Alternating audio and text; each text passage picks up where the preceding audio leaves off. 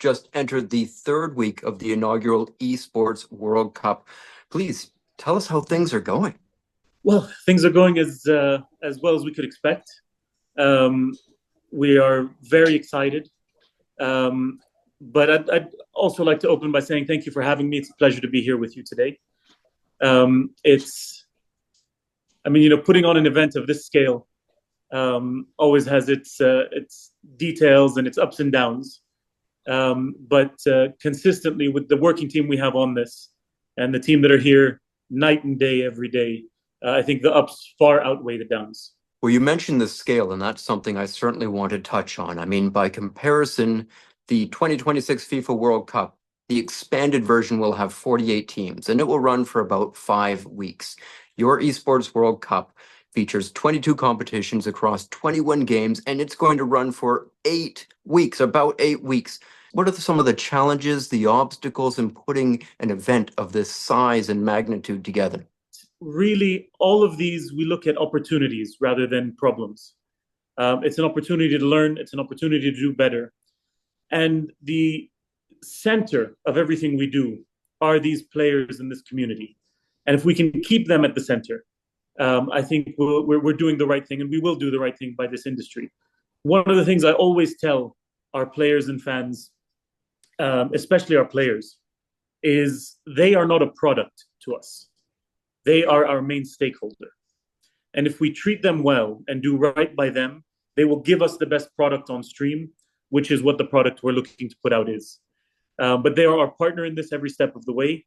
And that's one of the things that I think we are keeping at the center of what we're doing to make sure that as we move forward, what we're doing is the right way forward for this industry, for this community, globally and locally. Because we do have a very strong community that I look very forward to growing and showing the world. Tell us a bit more about the competition venue in Riyadh, please. The venue we've built is a new venue. It's roughly 34,000 square meters. And it's divided into 4 separate venues. 3 of them are being used as esports venues, and the 4th is being used as a production hub and a production area. With all of this, though, the thing that really catches my attention when I walk around, when I talk to people, is the amount of people that walk up to me and say that they've been a fan their whole lives. They've been watching these different sports, great teams. We had our first big League of Legends tournament with, some of the top Korean teams and the top Chinese teams there. And the final was between T1 and Top Esports, Korea and the Korean team and the Chinese team. And it was an amazing match. But what the constant thing that I'm hearing is we've always been fans of these teams, these games, these competitions, but we never thought we'd be able to see it here. So to give our young men and women a chance to see the best players in the world, see the best teams in the world, and be able to see them live and get inspiration from that to become the next heroes of the next generation, locally and regionally, I think is something that I'm the proudest of. Last year's Global Esports Leaders Summit, you said that it is esports that connect us together. Could you please elaborate a bit on this idea and why you think esports has developed into the global phenomenon that it is? Esports and gaming as a platform is unlike any other sport in that your differentiator is your skill level alone and not physical prowess. So it doesn't matter if you're bigger or smaller, larger or smaller, male or female. It doesn't matter what your background is. What matters is your skill level in the game through an avatar. So your first introduction to someone is through an avatar in the game and therefore their skill level and nothing else. And there is no other medium or avenue like that. And I think that is something that is unique and really works to bring people together rather than separate. Last year, esports achieved a major breakthrough with its debut as a medal event at the Hangzhou Asian Games. How important was this milestone for the development of the sport? Well, I mean, to have, and this is not about necessarily the sport as it is about the athletes themselves. And I think it's a huge misconception about our esports athletes.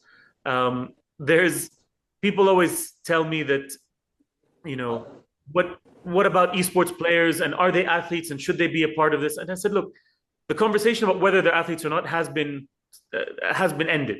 They are athletes.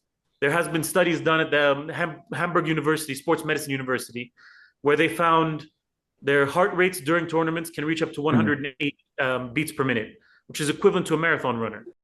Stress levels and cortisol levels in their blood are equivalent to F1 drivers, let alone the mental stresses that obviously, in front of a crowd on the computer, and the accuracy. I mean, they're doing, 400 to 500 actions per minute between keyboard and mouse or on their mobile phone at over 98% accuracy, 97% accuracy, which is superhuman.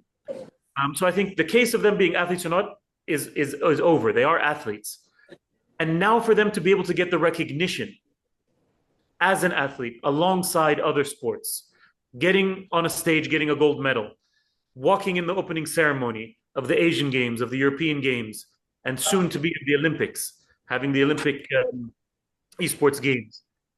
That recognition of their stature as athletes and that recognition of the efforts that they've put in as every other athlete has, I think is very important. Do you believe that esports should be part of the Olympics, or should it remain as a separate competition, as it seems the direction the IOC is going, at least for now? First and foremost, this is a partnership that has been put together between the International Olympic Committee and the Saudi Olympic and Paralympic Committee. And it is an ambitious 12-year agreement. And it is helping to ensure that these games will be held regularly, at least to begin with. It will be separate. Those details are still to be finalized out, but it looks that way. And the idea there is to make sure we had an arena to really allow esports and our athletes stake a claim, and help us maneuver our way forward within the Olympic movement.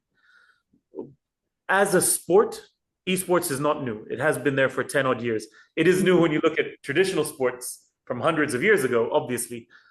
But finding our way through the Olympic movement is something that we need to make sure we do right, to make sure we're doing right by this community, these athletes, and also right by the Olympic movement.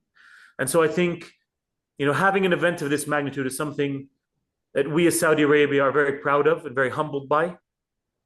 It is something that has captured the imagination, not just here, but internationally. And we want to make sure that we are taking every effort to take it step by step, do the right thing, grow it in the right way as part of the Olympic movement, and allow it to stake its own claim. And then as it moves forward and as it advances and as it evolves, I think we will end up with the right thing as we take step by step. As I said earlier, as long as we keep this community and these athletes at the center of what we do. But if we can work together with all of our international partners, from international federations to regional federations to publishers to the IOC members themselves, to really cooperate, to shine a light on these athletes and bring the best athletes and provide the best moments available, then I'm sure we can entertain, we can delight, we can inspire, and we can bring the incredible momentum behind esports to what's happening on the Olympic movement.